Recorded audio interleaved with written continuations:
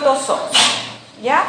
Los objetivos para esta clase va a ser poder identificar los protozoos intestinales que son más comunes, que van a ser solamente 3 parásitos, que es la Giardia lamblia, la Entamoeba histolítica y también el Cryptosporidium, ¿ya? La idea es que puedan comprender las diferencias morfológicas, que son bastante evidentes, los mecanismos de transmisión, que son similares, y también poder destacar los ciclos de vida, que si bien son bien sencillos, hay uno de ellos que es un poco más complejo porque podemos encontrar morfologías diferentes, ¿ya? También es importante describir las manifestaciones clínicas de las infecciones y poder comprender los factores epidemiológicos en relación a lo internacional y lo nacional, ¿ya? Como revisamos ayer, para poder contextualizar, dentro de la clasificación de los parásitos, podíamos organizarlos por morfología, localización, por el grado de dependencia con su hospedador. Pero, ¿cómo los vamos a estudiar durante las clases? Va a ser a través de la localización, que viene a ser el grupo de los enteroparásitos, precisamente según morfología el tipo protozoal. Si consideramos una epidemiología general de este tipo de infecciones de parasitosis, tenemos que tener siempre en cuenta que este tipo en particular es mucho más frecuente en la población de niños que en adultos, ¿ya? Y está asociado a condiciones socioeconómicas deficientes, y también por no poder acceder al saneamiento ambiental o el saneamiento de los residuos, de las aguas.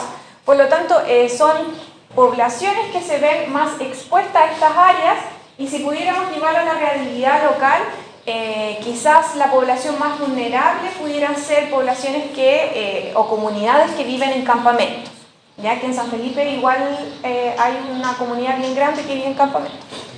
En Chile, la mejora en los parámetros, que tiene que ver con sobre todo el tema del saneamiento ambiental, ha mejorado con los años, y por eso estas parasitosis han ido disminuyendo en el tiempo. Pero hay otros factores, como son las tendencias culinarias, como dice ahí, que tiene que ver con el consumo de alimentos crudos o mal cocidos, como pueden ser, no sé, la comida oriental, y también los viajes internacionales por vacaciones o por trabajo, o también la inmigración, son factores que favorecen las apariciones de estas parasitosis, ¿ya? Y estas parasitosis también pueden afectar a una población vulnerable, que es la inmunosuprimida, que puede incluso causar daños tan complicados de deshidratación que pueden llevar incluso hasta la muerte. La mayoría de los parásitos intestinales son causados por protozoos. Recuerden que dentro de los parásitos intestinales o los enteroparásitos podemos encontrar el grupo de los helmintos, que también es importante, pero los que causan mayor frecuencia de infecciones parasitarias son los protozoos, ¿ya? Y entre los más frecuentes se encuentran la Entamoeba histolítica, que es responsable de ocasionar la enfermedad, que es la mediasis, el Balantidium coli, el Blastocystis hominis, y la Giardia intestinales y el Cryptosporidium, ¿ya? Pero vamos a revisar solamente 3 de ellos, que son frecuentes en nuestro país. El primer parásito a revisar va a ser el protozoo Entamoeba histolítica, que es un protozoo intestinal y que va a afectar a los humanos. Los 3 casos de parasitosis que vamos a revisar hoy van a afectar, o su hospedador definitivo va a ser el humano, ¿ya? Y va a causar la amebiasis, porque es un protozoo tipo ameba que puede habitar en el intestino y puede ocasionar la colitis y la disentería, y también puede habitar cavidades extraintestinales, como puede llegar a ser el hígado, generando abscesos hepáticos principalmente, pero la vía de entrada va a ser el área intestinal, ¿ya? ¿Recuerdan qué era la disentería? como concepto, ¿qué era la disentería?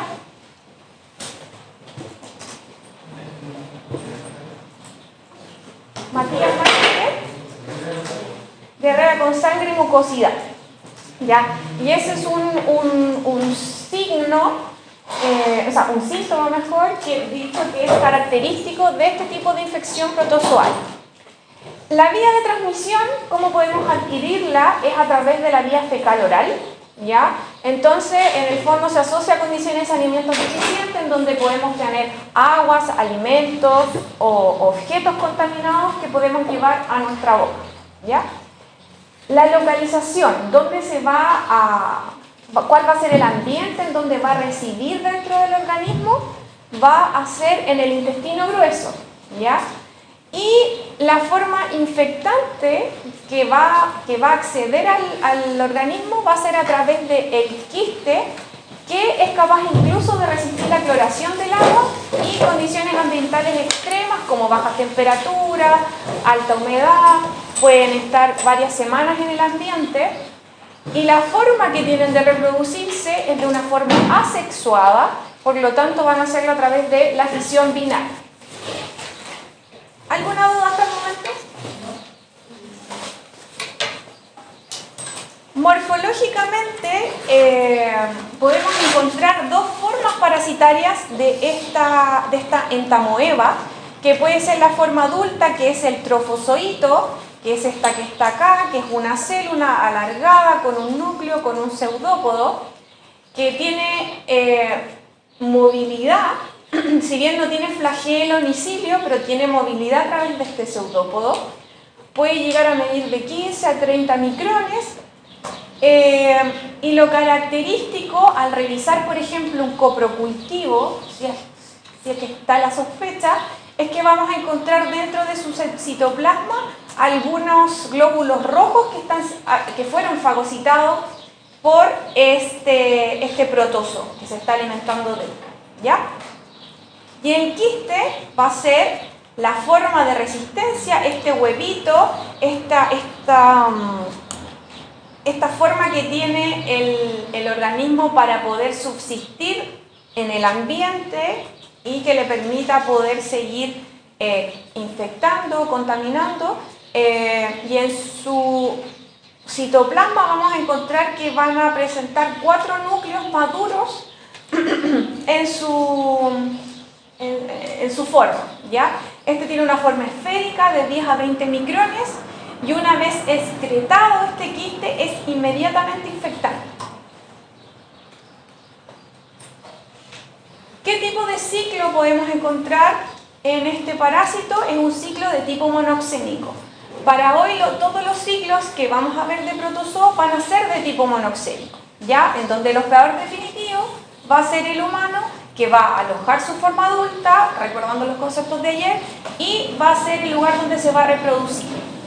Entonces, el humano va a ingerir los quistes, que son inmediatamente infecciosos, de otro humano que lo dejó por ahí, ¿ya?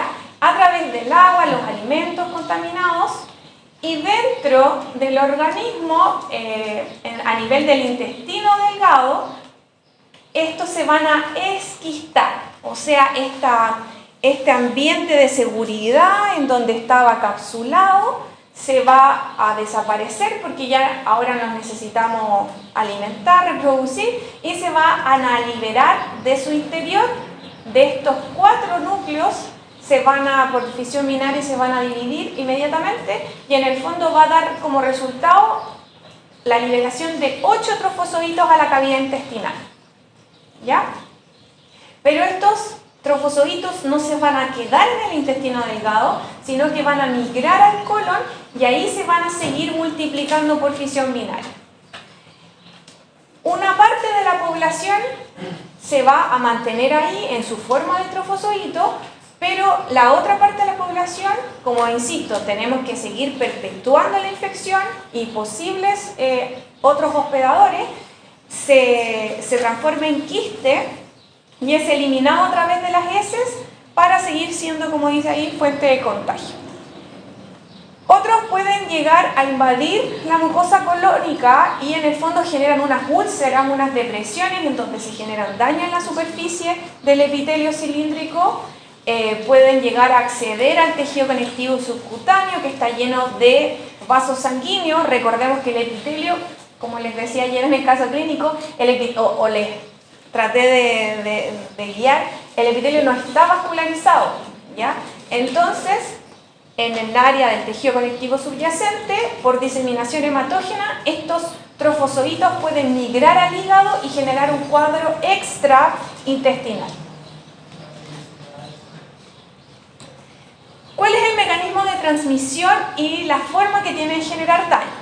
Bueno, dijimos que el mecanismo de transmisión va a ser a través de la vía fecal oral, por vía agua o alimentos contaminados, por mal lavado de manos, por fómites contaminados, o también por insectos que pueden actuar como vectores mecánicos para llevar este protozoo. ¿Y cuál es la patogenia? ¿Cómo genera daño? Bueno, el trofozoito se va a adherir a la superficie del epitelio del colon a través de unas lectinas específicas que son proteínas de anclaje y van a liberar enzimas en la superficie que en el fondo va a destruir el epitelio y va a causar una úlcera hacia el tejido conectivo subyacente en forma de matraz, que lo vamos a revisar a continuación con una imagen histológica. Entonces, ¿qué va a empezar a hacer? Este trofozoito de la entamoeba histolítica va a empezar a consumir lo que son los eritrocitos que están en el lugar. Por eso, como les decía inicialmente, cuando estamos frente a un coprocultivo y encontramos eritrocitos dentro de una célula ameboide que todavía no sé cuál es, nos puede dar una señal de que puede pertenecer a este tipo de protozoo. Y como les decía, por vía hematógena puede producir abscesos hepáticos, inflamación y hepatomegalia, porque el hígado empieza a aumentar de volumen debido a la inflamación que se genera. Entonces, ¿qué manifestaciones clínicas podemos encontrar? Podemos encontrar tanto en el intestino como en el hígado o extraintestinal. Entonces, la amebiasis intestinal puede ocurrir que hay casos que hay portadores que son asintomáticos, que puede ocurrir en muchos casos y no nos hemos enterado de eso. O puede ocasionar una colitis amebiana en donde hay diarrea, hay dolor abdominal y hay tenesmo porque la pared intestinal se empieza como a contraer, empieza a generar contracciones debido a lo que se está produciendo en su pared. También, insisto, y característico, porque esto es típico pregunta de prueba, la disentería amebiana es lo característico de las manifestaciones clínicas que tiene este tipo de protozoo, que en el fondo está diarrea con moco y sangre. Y también se va a formar una ameboma, que es una masa inflamatoria en la pared del colon. Entonces acá vemos la presencia del trofozoito, ¿ya? Y se genera esta úlcera en matraz. No sé si recuerdan los matraz de laboratorio, que tiene esta boca angosta, que es por donde entra, por donde se hace daño al epitelio, y hacia el tejido conectivo subcutáneo, que incluso acá puede llegar hasta la capa muscular, se genera esta ulceración, llegando incluso a ser una perforación. Y esta es la superficie, y esas áreas que se ven más oscuras corresponden a este tipo de ulceración. Y a nivel extraintestinal vamos a tener los abscesos hepáticos, en donde va a ir acompañado de un cuadro de fiebre, dolor en el hipocondrio derecho y este aumento de tamaño. Y en casos muy graves puede haber diseminación a pulmón y también a cerebro o piel. ¿Sí? ¿Esto qué es? Es cuando se genera como un temblor en la pared del tubo. Hola, hola. Hola. Desde el punto de vista de la epidemiología, esta es una infección, una parasitosis de tipo cosmopolita, porque es de distribución mundial, pero va a prevalecer en zonas tropicales y subtropicales que presentan condiciones adecuadas para que el quiste en el ambiente pueda subsistir, ¿ya? Tiene mayor incidencia en áreas con déficit de saneamiento, como les decía, personas que no tienen acceso a agua potable. Y en Chile la incidencia ha disminuido por la mejora en estos servicios, en la distribución de las excretas. ¿Alguna duda con la entamoeba? ¿Ya? Entonces la población vulnerable, niños, Lo característico en el cuadro clínico viene a ser la disentería. Macroscópicamente o anatomopatológicamente podemos encontrar en una biopsia esta ulceración de la pared y eso. El siguiente parásito se llama Giardia lamblia, que es yo lo encuentro bonito, es como una caricatura, es súper fácil de reconocer, porque lo van a comparar después con los otros parásitos que le va a tocar ver, y este es como bien particular, porque si bien es un protozoo, este tiene flagelos, de hecho tiene 4 flagelos en su morfología, y es el responsable de ocasionar la giardiasis. Este parásito, a diferencia del anterior que se ubicaba o se asentaba en el colon, este se va a asentar en el intestino delgado, particularmente en el duodeno y en el yeyú. ¿Ya? Acá, lo más complejo que puede ocasionar la Giardia lamblia y que es súper complicado en los niños es el síndrome de mala absorción, ¿ya? Que puede ocasionar incluso hasta una disminución un estancamiento en el crecimiento y desarrollo de un niño que padece de este tipo de infección. Pero a su vez es una infección muy común a nivel mundial. La morfología y las formas parasitarias que podemos encontrarlo, al igual que el caso anterior, también vamos a encontrar una forma de trofozoito y de quiste, en donde esta es su forma adulta. No sé si yo lo encuentro bien, tiene un ojito y una boquita así, es súper feliz. ¿Ya? El que lo tiene no está muy feliz, sí, pero tiene una cara muy positiva. Bueno, como les decía, esta es la forma adulta. Tiene movilidad a través de esos flagelos y tiene esta forma periforme, que es forma de pera, valga la redundancia, que mide entre 10 a 20 micrones de largo. En su interior podemos encontrar estos 2 núcleos, ¿ya? Que tiene este cariosoma central que les decía que es como la boquita, como que está sonriendo, y también se multiplica por fisión binaria, esta reproducción asexual. Y por otro lado, el quiste es muy similar al anterior, pero el anterior era esférico y este es ovalado, ¿ya? Mide de 8 a 14 micrones. También esta forma infectante, o sea, esta forma parasitaria es inmediatamente infectante una vez que se elimina, y tiene una pared bien gruesa y tiene 4 núcleos en su interior, al igual que el caso anterior. También tenemos un ciclo monoxémico en donde el hospedador definitivo es el humano, y también responde a un ciclo muy similar al anterior, en donde hay una ingesta de los quistes maduros a través del agua, alimentos o objetos contaminados, pero a nivel del estómago y el duodeno se genera la esquistación. El anterior era en el intestino, este en el estómago también, pero a diferencia también del anterior, acá tiene 4 núcleos, pero recuerden que la forma adulta tiene 2 núcleos, entonces en vez de tener 4 u 8 trofozoitos que se van a liberar del quiste, se van a liberar solamente 2. Y estos se van a adherir a la superficie del epitelio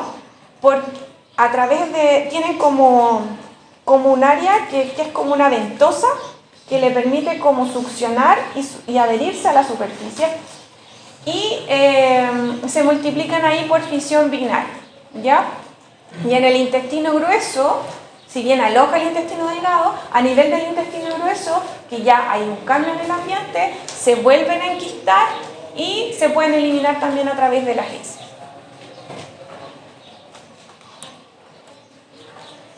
¿Cómo son capaces de generar daño estas Giardia lamblia? Bueno, las adquirimos, dijimos, a través de la transmisión fecal-oral, pero ¿qué pasa en la superficie del epitelio?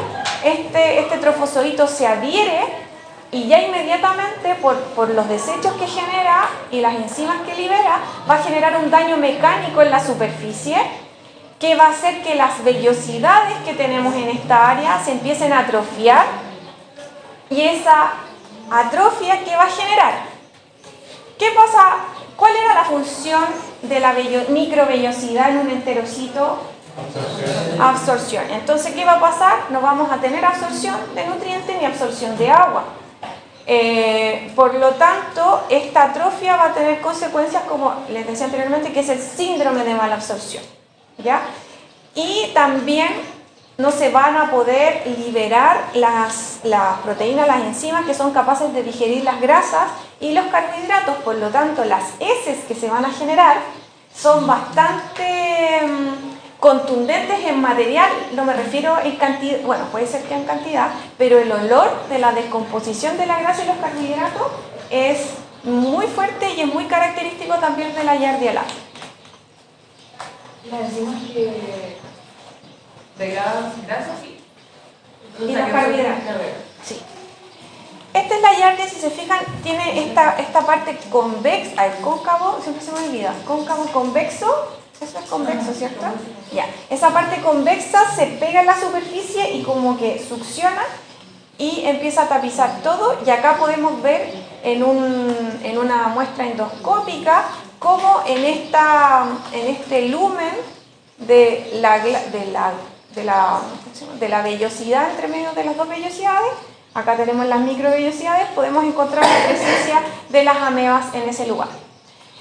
También hay casos que son asintomáticos, que como se indica ahí son frecuentes, pero pueden causar cuadros agudos como es la diarrea acuosa, porque, insisto, hay mala absorción de nutrientes, hay mala absorción de agua, eso ocasiona mucho mal olor en las heces, meteorismo, debe ser vomitivo, esos gases que se eliminan, hay mucho dolor y hay náuseas. ¿Sí, Matías? No, es cóncavo. ¿Ah? Es cóncavo. No, pues cóncavo. Cóncavo es de adentro. ¿Cómo? Convexo es afuera. Ah, ya, entonces, ya, era eso. Sí, es que siempre se me confunde. Muchas gracias por la aclaración. Ya, y en el cuadro crónico, ya todo esto se acentúa y va a causar el síndrome de mala absorción. Entonces, por lo tanto, los niños que son los más expuestos pueden tener pérdida de peso, estatorrea, que son las heces con grasa, retraso en el crecimiento. Y acá podemos ver un corte histológico donde vemos la vellosidad, las microvellosidades, células caliciformes, porque no se van a liberar de la histología, chiquillos. En los enterocitos, acá está la lámina propia, que es el tejido conectivo subcutáneo, y en el fondo, en estos lugares es donde se va a trabajar la Giardia. También es una infección de tipo cosmopolita y el mayor riesgo está en los niños en edad escolar y preescolar, en ambientes hacinados como pueden ser las guarderías, la sala cuna, los colegios, y también las personas inmunocomprometidas son expuestas y pueden tener cuadros crónicos bien complejos. ¿Ya? ¿Alguna duda con la Giardia? ¿No? Y pasamos al último, esta clase es cortita. Sí. Sí.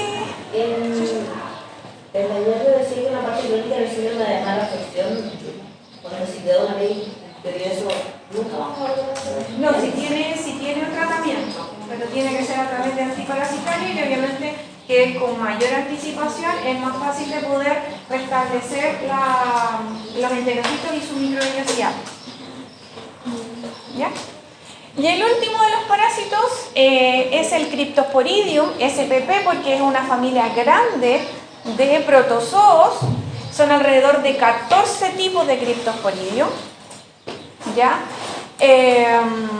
Este protozoo tiene una forma esférica, es de tipo coccidio, por lo tanto tiene esta forma esférica y es capaz de habitar a nivel intracelular del enterocito, pero también a su vez extracitoplasmático de él. ¿Por qué? Porque es capaz de vivir en el borde, en cepillo del enterocito, pero en una vacuola parasitófora.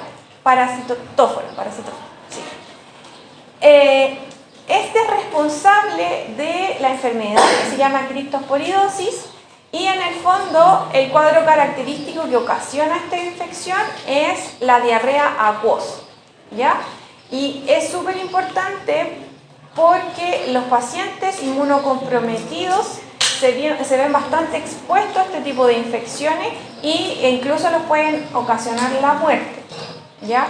Y han ocurrido casos, no sé, me acuerdo, parece, no sé si en Canadá o en Estados Unidos, en donde han existido brotes hídricos, en donde como este quiste o este parásito es capaz de resistir la cloración, una vez se vio infectada una fuente de agua potable, como que acá se infectara a contaminar Esval, y contaminó una población muy grande y tuvo muchas muertes, y dentro de esa población que murió eran niños y gente inmunocomprometida, ¿ya? A diferencia de los dos casos anteriores, acá vamos a agregar más formas parasitarias. Anteriormente hablamos de trofozoito, que era la forma adulta, y el quiste, que viene de esta forma de reproducción asexual. Pero en el Cryptosporidium, aquí vamos a encontrar que existe una reproducción tanto asexual como sexual. Por lo tanto, vamos a tener la presencia o la forma infectante, no va a ser un quiste, sino que va a ser un ooquiste. Vamos a tener un estadio intermedio o juvenil antes del estado de trofozoito, que es el esporozoito, y otras formas intermedias, ¿ya? Para hablar, partiendo por el ooquiste, es la forma de transmisión, es la forma infectante. En su interior también va a contener 4 esporozoitos, ¿ya? Pero estos esporozoitos, cuando, acá tenemos el quiste, se van a liberar. Estos esporozoitos se van a adherir a la superficie de un enterocito, ya se va a adherir al epitelio, y dentro de él va a generar esta como vacuola o extensión del citoplasma y se va a transformar en trofozoito. Y entre medio del trofozoito y la forma final vamos a tener una reproducción tanto asexual, que es la formación del meronte, como sexual, que es la formación del gamonte, y finalmente el cigoto, ¿ya? Y todo esto se va a desarrollar dentro de un enterocito. Y el producto final, ¿sí? Primero era asexual. Asexual y después sexual, sí. ¿Ya? Y en el fondo todo esto es para llegar a la forma de ooquiste, que es la forma infectante. Pero acá también tenemos una particularidad, porque la producción de ooquiste puede producir algunos que tienen pared gruesa, que van a ser eliminados a través de las heces y va a continuar con el camino de la infección de otro hospedador definitivo que lo pueda adquirir, o también puede producir ooquistes de paredes delgadas que en el fondo vuelve a continuar en el ciclo dentro del organismo, produciendo un cuadro de autoinfección, ¿ya? Entonces el Cryptosporidium sí es una parasitosis que en su ciclo es un poco más complejo que los dos anteriores. Este sigue siendo un ciclo monoxénico en donde el humano es el hospedador definitivo, pero pueden haber otros tipos de Cryptosporidium en donde, por ejemplo, el Cryptosporidium parvum se puede encontrar en el vacuno, ¿ya? Pero esa es una particularidad que tiene el ganado bovino. Pero acá vamos a hablar del ciclo del humano, que en el fondo va a consumir alimentos contaminados por estos... Salud. Salud. Por estos ooquistes que están esporulados, que están embrionados, por decirlo de alguna manera, y dentro del intestino delgado se van a esquistar. En el fondo van a liberar estos porozoitos a la superficie o al lumen de la cavidad intestinal. ¿Para qué? Para que después estos esporozoitos se adhieran a la membrana y se alojen en él, y ahí se puedan diferenciar en trofozoitos, que es esta forma adulta, ¿ya?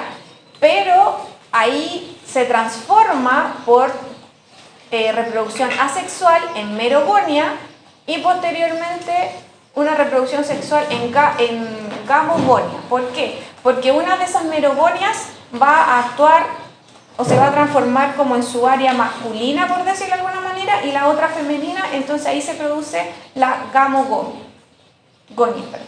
¿ya? Y como les decía anteriormente, que se van a producir estos dos tipos de quiste, que uno tiene paredes más lábiles porque no necesita esta protección adicional tan fuerte, porque no va a estar expuesto al ambiente, sino que va a estar dentro del proceso de autoinfección. El mecanismo de transmisión y patogenia, bueno, hablamos de que el mecanismo a través de la vía fecal oral, y la patogenia, en el fondo, no salió, está incompleta esa imagen. Ya, después la voy a cambiar y se las mando de nuevo. Hay una lesión en el epitelio intestinal, dijimos que se van a ver afectados los enterocitos, como estos se alojan en la parte de la vellosidad, esto va a ocasionar, al igual que el caso anterior, una atrofia de estas microvellosidades, causando este cuadro de mala absorción. Por lo tanto, se va a alterar la secreción y absorción de nutrientes, lo que va a ocasionar una diarrea acuosa. Y como sugiere ahí, el proceso de autoinfección va a mantener la carga parasitaria elevada. Por lo tanto, la sintomatología y los signos se van agravando con el tiempo, y como les decía, en caso de los pacientes inmunodeprimidos es muy complejo. En el caso de personas, entre comillas, sanas, o que estaban con un estadio bien, no tenían una infección o algo anterior, pueden ocasionar diarreas acuosas autolimitadas que puede durar un par de semanas, causa dolor abdominal, náusea, fiebre. Pero en el caso de los inmunosuprimidos, ya la diarrea es crónica, hay riesgo de deshidratación grave, hay un adelgazamiento, por lo tanto, de la persona, y puede también, como la carga parasitaria es tan grande, puede llegar a afectar las vías biliares y también las vías respiratorias. ¿Y cómo se ve esto en las biopsias? Se ve el epitelio, en este caso de la vellosidad, que está tapizada por estos enterocitos, y en la parte superior tienen como un gorrito, por decirlo de alguna manera, esférico, que corresponde a la presencia del Cryptosporidium en la vellosidad. Y a nivel epidemiológico también es una infección cosmopolita que tiene una prevalencia mayor en países que tienen deficiencia en agua potable y bajo saneamiento. Se asocia a brotes de aguas contaminadas porque los quistes de pared doble es resistente al cloro. Como hay personas que son asintomáticas, puede el humano igual ser reservorio de la infección. Bueno, y en el caso de el Cryptosporidium parvum, que afecta al vacuno, también puede existir una zoonosis de por medio, y acá es súper relevante la población inmunodeprimida frente a esta infección, y también los niños. Por lo tanto, si hablamos de prevención de enteroparasitosis, ¿sí, Maxi? Consulta que igual el Cryptosporidium es capaz de bloquear la secreción de la enzima, como lo hacía la hierba. Sí, pero afecta más, en vez de la absorción de nutrientes, es básicamente al tema del agua. Eso es como lo que más se bloquea. ¿Ya? Entonces, en el caso anterior, claro, no te estabas... Exacto, no te estabas nutriendo y estabas con deshidratación, y acá el cuadro de deshidratación es como el primordial. Y en común, ¿cómo podemos prevenir estas parasitosis? Obviamente va a ser a través del acceso a agua potable, a agua segura, a agua que está clorada, aunque dijimos que en la mayoría de estos casos la cloración no va a evitar que se mantenga ahí la forma quística del parásito, pero se refiere también a cómo el tema del saneamiento va de la mano, porque cómo se eliminan las excretas también es importante para que éstas no accedan al agua potable. Siempre el manejo de manos limpias, de limpiar los alimentos o lavarlos con agua potable, y también tener cuidado con el grupo de riesgo, que son los niños y los inmunocomprometidos. Dentro de los protozoos hay un grupo que es de tipo comensales, que podemos tenerlo en nuestro organismo, pero ni siquiera nos hemos enterado de que los llevamos porque son comensales. Estamos en esta relación de que yo no me beneficio, pero el protozoo sí. Y dentro de ellos tenemos el Entamoeba coli, el Endolimax nana, eso que no sé cómo decirlo, y la Chilomantix mesni, que suelen aparecer en coprocultivos, pero no desarrollan enfermedad frecuentemente en humanos, ¿ya?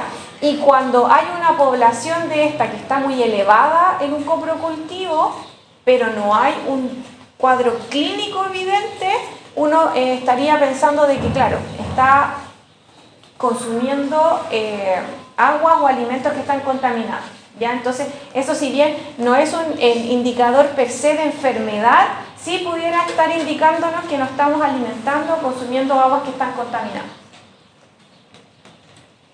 Y acá les quise dejar un cuadro comparativo para que después cuando tengan que estudiar lo puedan revisar y comparar los tres tipos de parásitos, pero en el fondo la forma infectante varía en el Cryptosporidium, la vía de transmisión es similar en los tres casos y la clínica, que es lo más característico, a diferencia también de también la morfología, pero tenemos la disentería en la entamoeba, la diarrea y mala absorción en la giardia y la diarrea aguda y prolongada de deshidratación en el caso del Cryptosporidium.